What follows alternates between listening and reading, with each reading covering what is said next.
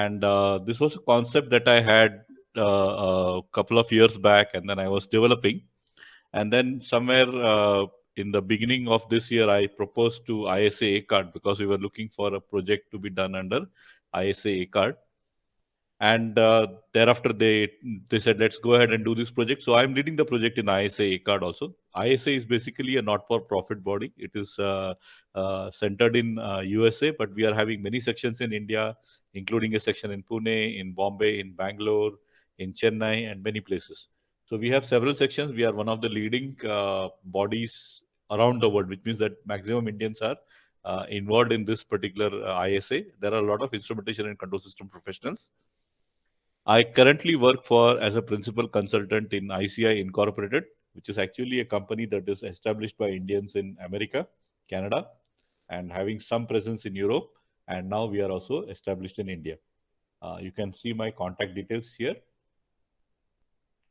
I'll go to the next slide. So, brief about me. I'm BE Instrumentation, TUV, CFSP, XPMP, Industrial Cybersecurity, Smart Manufacturing, AI, ML. So, I've done in 31 years, I have had the opportunity to do many different things. I'm very lucky to be able to do that. Right now, I'm Principal Consultant in ICI Incorporated. I'm active in ISA ACARD and ISA Pune. And recently, I migrated to Bangalore. So, I'll be also busy in ISA Bangalore. Mentor of Paper Project. I'm also globally leading it as of now with support from other ISA team members. A brief about my company, Innovative Consulting Incorporated. So this company is basically providing professional support and companionship for consulting services, project governance, and accelerating customer solutions in automation, manufacturing systems, and IT. Our team works closely with clients to deliver expertise to plan, design, implement, and maintain client projects in alignment with industry standards and design specifications. So there are a lot of standards, and it is necessary that industry work according to those standards. And we are helping all our customers to do that. We do complete turnkey projects also. Our domains are pharmaceutical, biotechnology, laboratories, medical devices, IoT, smart manufacturing. Then we have got expertise in oil and gas, petrochemicals, chemicals, environmental, mechanical, food, beverage, etc., etc., etc. So we have got a very varied and rich experience. We have having people with around 30, 40 years of experience in different domains. And then we are here to help you, and we are going to touch the industry and ask them how can we help you, and then we'll find out solutions that can really help them grow in India. This is our contact. So anybody has any thing on automation, manufacturing, smart manufacturing, ERP connectivity to factory, these are the areas which are typical challenges for industry, and we are helping people to meet and bridge those challenges. ISA ACARD, I'll tell you in brief about ISA ACARD. ISA is basically a not-for-profit body based in USA for instrumentation professionals. It was established way long back, I think in the 1930s, 40s, or 50s. And from pneumatic to mechanical to electronic to now smart cloud-based systems, it has seen all the transitions, and there are very robust standards established by this body, and it is a leading professional body for automation professionals. When I say automation, I mean industrial automation, not office automation or other things, but basically industrial automation, building automation, railway automation, those kind of things. So ACARD is the one of the divisions of ISA, which is basically dealing with automatic control and robotics, and that's why this robotic project is being taken up by ISA ACARD. Now, we also, in this particular FIPER project, we have to thank Dimension, who are actually a design and engineering services company based in Pune. They are having an office in Dhairi, and they have joined hands with us, and they have actually helped us design in the futuristic robot that you are going to see. It's still under development, and so we'll see some raw input. It is like seeing a raw banana, but you have to know that once it ripens out, it will become a very beautiful fruit. So we will see that now. ISA Pune holds a lot of programs as this, but that is mostly to do with automation and IoT. ISA Pune every year holds an IoT conference, industrial IoT web conference this year. And please visit their website, isa-pune.org. And you will find that there is a wealth of information. And this particular webinar has been a tremendous success. And I have been involved with it right from the first webinar. Which happened in 2018. Then we had again, I think in 2019 and 21. So this is really the one that you should be looking at when you are looking at industrial IoT. I don't mean normal IoT. Of course, it's an IT domain subject. But when you talk about industrial IoT, this is the leading program that is happening in India. So a few days back in our group, and I don't get chat time to see every chat, but when I was scanning that, I found that there was a chat by somebody who said that we are lacking in technological advances. We are not doing projects or companies that are really doing cutting edge technology things. So that got me started. So when this concept of a seminar came up, immediately it stuck to me that maybe we should present what we are doing in paper. And as chance would have it, Mubarak and others contacted me and said, okay, it's been pending for a long time. In fact, I was supposed to present something on automation 2 3 months back, and it has got delayed somewhat because I was transitioning first from Saudi to here and then from Pune to Bangalore. So in that period, I was not able to devote a lot of time to this thing. So Paper is one of the finest examples today, I would say, of the best technologies happening in India. This is something that the world has not yet imagined. There is nobody who is doing anything in this domain, and we are the colleges in India, I would say, are and of course ISA ECART proposed, and ISA is ECART is a US body actually, but it's there are all everybody directed to everybody is Indian right now. So we could force the Indian colleges to take this project, and they have taken up, and you will find that this is one of the finest and one of the leading examples of what India can do. And this is really raw talent that we are talking about. These are students who are in third year and final year, and we have guided them, and they have achieved tremendous progress in this. Now, when we talk about humanoid robo, when we are talking about humanoid robo, you will find that there are many, many, many instances that are there in the industry, in the popular fiction, I would say. So we have always dreamt of having a robo which is human-like. So and you see that there is a lot of fiction. You can see Star Wars and U3PO, R2D2, and others who are like in that mechanical form. Then there were movies like Blade Runner, wherein the robo is basically a mutant or something that human beings have done to enhance, and they are also kind of robots. And then, of course, the most popular one is Terminator. So Arnold Schwarzenegger has represented what a robo can do. Arnold Schwarzenegger has demonstrated what he can do, and it has become very, very popular.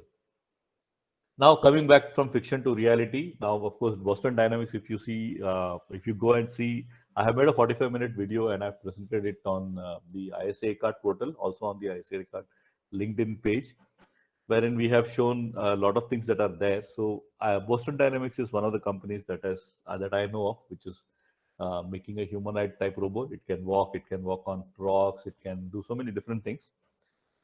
And of course, there is a challenge of the hardware dynamics that is there, because there are very complex movement that a human being does, and to translate this complex movement to a machine, I'm talking about only the hardware. I'm not talking about the internal and the software involved. Then there are tools like machine learning which will allow us to go from say to add some intelligence to a machine, to a robot. Also, a robot needs some automated control. So an automation has to play a big role in when we are talking about having a robot. And human-like intelligence can be built through AI. So when we talk about this, let us understand that the deep learning, that is the key tool to build a very human-like intelligence, is still now at a stage wherein we can emulate the brain of a bee. Okay, and it is around 2056. That is around 30, 35, 40 years from now, that we are forecasting that we will be able to think as complex as a human being. And you can add, we don't know what challenges we are going to face, what limitations will come up in terms of hardware, in terms of computing resources. So maybe it is going to happen around 2050 or 2045, like that, or it may happen in 2070. So you have to give 10, 15 years margin on both the ends. So at that point of time, you would probably be seeing this fiction turn into reality. So whatever we do now, so don't expect that we are going to be in a revolutionary mode and suddenly we are going to have a humanoid robot coming out of India. But we are going to have a robot that can think intelligently and that can do things smart way and human-like ways, and we have with the limited amount of intelligence for that particular subject.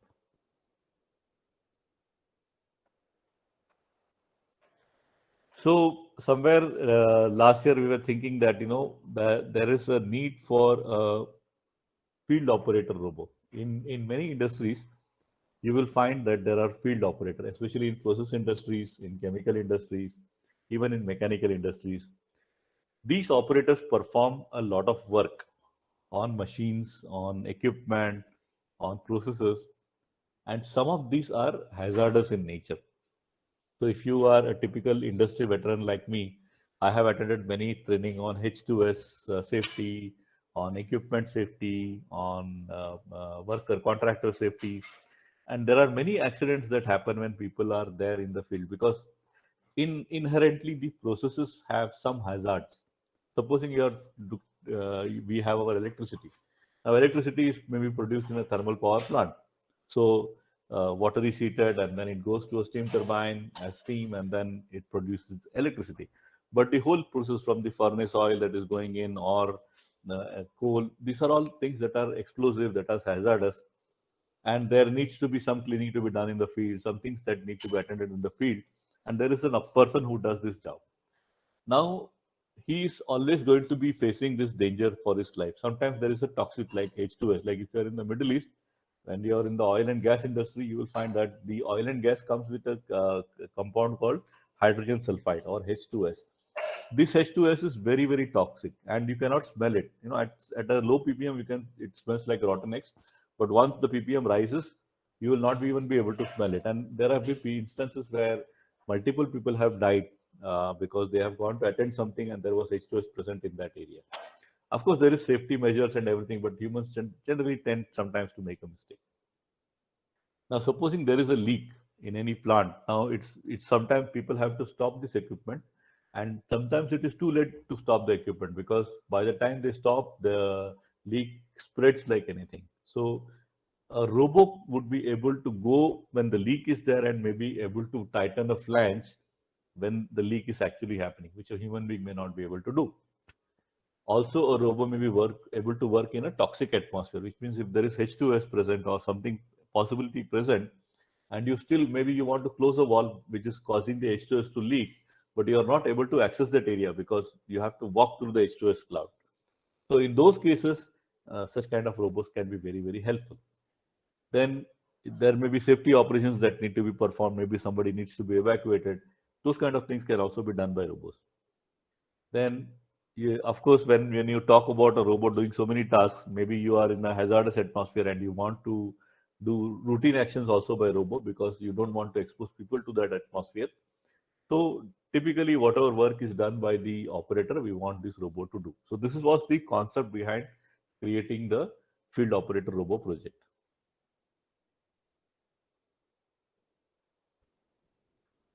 So we decided that I made a document about the FIPR and I circulated it to ISA card. So we said that let's have a project. So we said that we are going to make a field operator robot, and this robot is going to perform tasks that a field operator does, which means that he will go, he will open close walls, he will take some data visually and analyze it like human beings do, and take some intelligent actions. Now, of course, this intelligence is going to be limited to the domain that we are going to work in. So the project components were vision systems, which means we were going to have a camera capture live event and then we are going to analyze it. Motion biped robo. So we initially thought we'll go for a biped robo. Now biped robo requires more budget, is a challenge. So we have gone for a rolling robo right now. And next year we will probably go for a biped robo. Then finger movement. So we are going for a gripper right now. Later on we may go for a multi-finger kind of an environment, which will require us to increase our budget and increase the amount of logic that is behind it. There will be logic and control. There can be commands from the field, from the control room to the central control room to the robot who is in the field. There could be voice controls, so the robot may have to listen to voices and understand and interpret what is being said.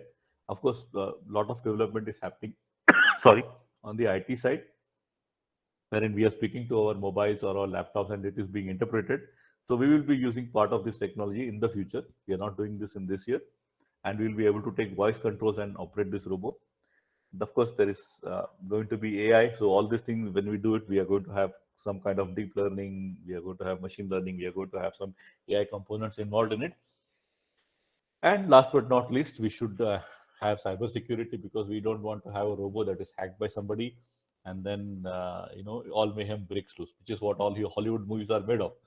So if you are having a Hollywood movie, a robot is there, and then somebody writes a wrong code, and the robot causes mayhem. So this is something that we want to avoid. So we definitely want to have a cybersecurity incorporated into the robot. Now we know that we cannot achieve everything that we said in one academic year or in one. It's going to be a long-term project. So we decided to break the project into phases. In phases, phase one, we are going to create a basic humanoid robot, which as of now is going to be a rolling robot when you make the hardware. We divided all the different components into 14 projects. It was very, very essential, because when we talk about vision and we want to identify objects, that's itself a big subject, and it's like a project by itself. So we said, okay, we'll break this and make it as one project. When we want to read the gauges, we want to make different projects which will be focused on getting the information on these particular gauges and then translating it into meaningful data. So like that, we converted one project into 14 projects. Many of the projects are on vision systems. And then we had projects on robo creation. So we had fixed arm only. So one set of students could work only on creating the arm. One set of students could create on a rolling robo. We could combine these two projects as we have done now. So two teams from Nanded College, one is Stealth and one is Cygnus. So one is making the arm, one is making the rolling robo with the vision components. And when we marry them together, we'll have a complete robo. And then the final goal, of course, is to have a biped human-like robot that is there. So we have around 20 teams working on this particular project from different colleges. They're from Pune. We have got VIT, Cummins, MIT COE, which is uh, Anandi, and also Pune, and AISSMS, which is also in Pune. Then Nanded SGGS IENT, who is actually doing quite a wonderful work, and they have sponsored some budget which has helped us to make this particular project a success. Then BMS Bangalore, MC Hassan. So it's spread in between Pune and Bangalore and Nanded right now, and we are hoping to rope in more projects and more colleges in the coming academic year. Actually, what happened was, when we started this particular project and we started approaching colleges, some colleges had already done with their, or they are advanced in their project work, and so we could not contact them. Some, like in the US, they were like, we need to contact them quite early. So maybe next academic year we will have a lot of colleges from USA, from Europe, and other continents joining this particular project. Successes, of course, everybody, this is all theory till you start making things. So one of the things that we are good at as Indians is theory. We have had the Vedic theory, we have had calculus, and so many things that are theoretical, having great success in India. We have also done a lot of great work in terms of hardware, and whether you are on this side of the community or that side, you will appreciate that so many kings have created unique weapons or unique architectural marvels in our country, and we have also had success there. And it's time to reignite that passion for creating things that are intelligent, at the same time are having the necessary hardware features, because you don't want to just create a software project at this point of time. So SGGS IENT Nanded was one of the first teams to join, and their college professors had a very grand vision. I'm also from the same college, so also I was able to pressurize and tell that, okay, we need to do this. So it was easy to convince them. So they have done wonderful work on object detection and identification, reading gauges, and they are one of the first colleges who put in some budget and said, let's make a rolling robo. This robo is not a hobby robo. No, there are many sites, DIY sites, wherein you can make a 1 foot robo or a half-foot robo or a small project that you can just get ready-made components and assemble. This robo is going to be 5 feet tall. It's going to be made of iron and steel. It is going to operate valves which are very difficult and could require a lot of torque. Of course, right now it is limited because we have a limited budget, but it is supposed to be working in a high torque environment. So you need to have a lot of strength. So we are having such a robo right now. I would be glad to say that. It is mechanical testing are under progress, and soon we will have once we integrate and once this mechanical testing phase goes, we are going to do some powder coating. We are going to add some skin so it starts looking like the robo from the Hollywood movie, and then we are going to do the intelligent things. So it will start because all the components are there. We have to assemble them. We have to put the software and everything together, get the camera to read and go into that environment and do. So all of this is going to happen in this academic year. We started somewhere in August, so it's just been around 12, 13, 14 weeks right now, or 20, 25 weeks right now. VIT Pune has done some wonderful work on liquid analysis, flare analysis, reading gauges, leakage detection, software work on bipod project, pipette robo, and fire detection. VIT Pune has also has the largest number of teams that are participating in this project. And I would again like to thank their faculty for having such a grand vision and for being so supportive. Cummins College from Pune also is doing reading gauges, liquid analysis, fire detection, and several other projects. Because of space, I could not write every project that is there.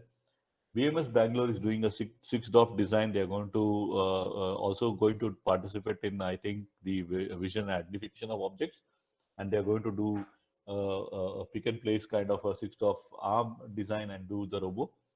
MC Hassan is in reading gauge, already done some work on reading gauges, and they are also going to create a robo. So again, some of these colleges are automation colleges or electronics colleges, and they need hardware help. So when we need hardware help, we jump onto Dimensions and say, okay, please help us in making this robo. And they bring in the design expertise, the practical. Now, Dimension is again a company that is doing mega projects in industries. So their robots are very robust and industry trail capable. So as you will see in this particular, as you will see later on, the robo has got the strength and the capability to do things that are not easily possible by a hobby robo. MIT COE and AISSM has started late and will catch up in the next semester because as I said, some colleges had already allocated the projects and had decided before we approached them. So, but they are definitely keen, and this whole stuff is going to last for a few years. So there is possibility for many more colleges to join in and start participating. Dil tham ke baitho, hold your breath, don't be shocked by what you see. You are going to see a raw product under production. So don't expect that it will be R2D2. Skin lagana hai abhi usko powder coat karna hai. So you're going to see a raw product right now. So let me show you a small video. So this is first cut. So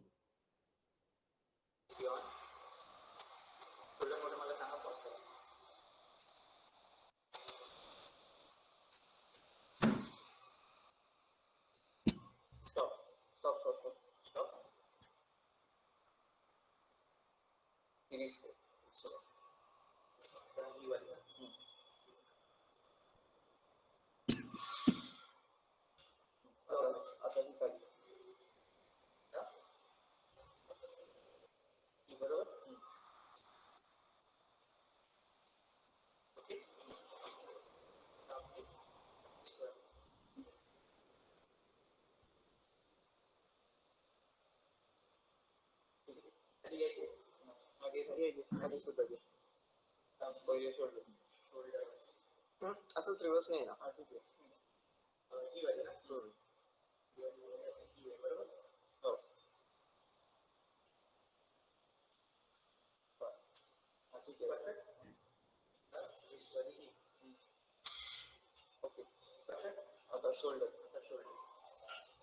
Anand ji, इसमें safety aspect कितने रखे हुए हैं? अभी तो just mechanical testing चल रहा है और अभी इसमें सेफ्टी जो है वो बिल्ड होगा बाद में. राइट नाउ तो अभी बिल्डिंग चल रहा है, तो अभी quite an early stage actually. I am just showing you a raw product. This is going to be ready by January February. So then we will talk about safety as we go ahead, because both for the mechanical protection of this robot and for external protection we will have to take care of both these aspects.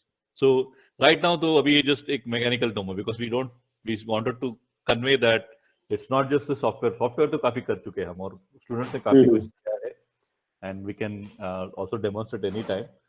But this is just like a first cut of the hardware that is happening, and all the intelligence. अभी इसमें camera होगा, display होगा, it will show, and it'll look like a normal movie robot in the end. And we are hopeful of it. We're going to be quite impressive, and it will be able to open, close walls, operate industrial equipment, things like that. So, wonderful. Yeah, so this is what we are planning to do. But this is abhi to matlab just this is too early. Actually, we have not shown this in any forum right now, because इसका अभी mechanical testing चल रहा है. ये सारा अभी computer से operate होगा. तो इसमें अभी स्टूडेंट्स जो लगा रहे हैं जेटसन नैनो, पाई, फिर उसके ड्राइवर्स, वो सारे आएंगे, and then it will start looking more muscular. तो ये थोड़ा सा अभी तो जैसे आपको उसकी हड्डियां दिख रही हैं, अब उसके तो अभी ये दिखाना नहीं था, लेकिन मैंने कहा चलो अभी है इतना, अपना फोरम है तो दिखा देते हैं एक बार. Yes, thank you for that. So TNI is fortunate to have the first darshan of your robot. Yes. So I think my time is thinking. Yeah. So let me quickly wrap up, because I think we are also running out of time. So constraints, of course, COVID-19 restrictions were there. You would not imagine how difficult it was in this period to work, and I'm very thankful. And I'm glad that the students were so responsive, and they have taken this challenge in a very, very great way. I mean, because they were not able to travel, components are not going to be, were not available. And now, of course, we want everything to be made in India, but अभी बहुत सारी Indian चीजें नहीं है available. इसे Motors भी कुछ imported है इसमें से शायद. So some of them were not available, and the students had to travel, or they had to do things remotely. अभी तो ठीक है, जब हम लोग सॉफ्टवेयर प्रोजेक्ट्स कर रहे थे स्टार्टिंग में, so one student is in one town and another student is in another town, and they were coordinating with each other and participating in the project. So it's really wonderful work done by the students, and I'm very thankful to them for doing it in such a great way. Of course, budget was a limitation, and I hope if this forum, or if we can reach to any forum, colleges need to typically allocate now more budget to the students, because as we start doing more complex projects like this, the budget that we have imagined so far is not going to be sufficient for doing. अभी इतना कर, इससे भी हमको complex करना है, इससे भी अगर समझो मल्टीपल आर्म मूवमेंट्स करना है, तो उतने सारे मोटर्स, उतना सारा कंपोनेंट्स लगेगा. Or and we cannot just go for the most cheapest motor, because right now we are cutting down on cost and getting, but later on we'll have to get for robust motors, robust servo motors, robust drivers. So when we start thinking in those terms, we probably need more budget to be allocated to these students to do.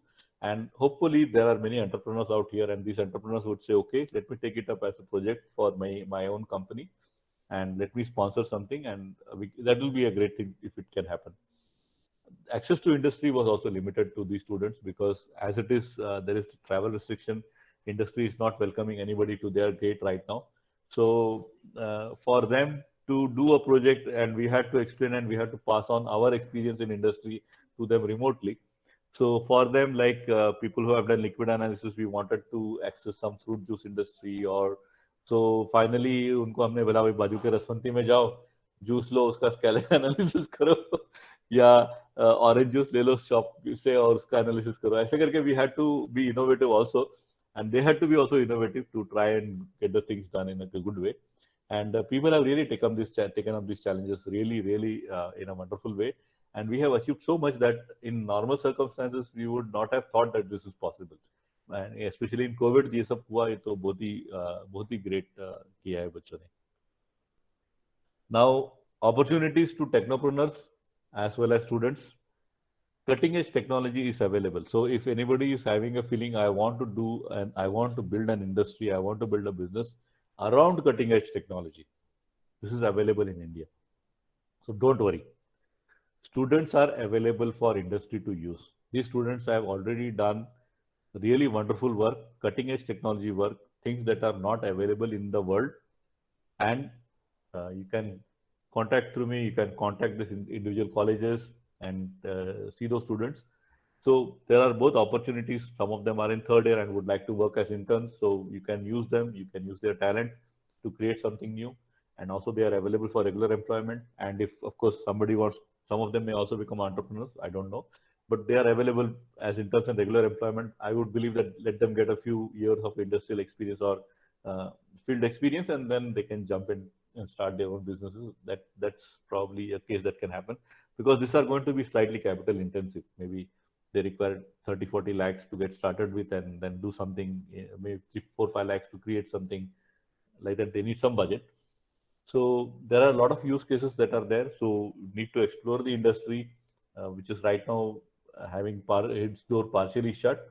So we need to have use cases where these technologies can be deployed.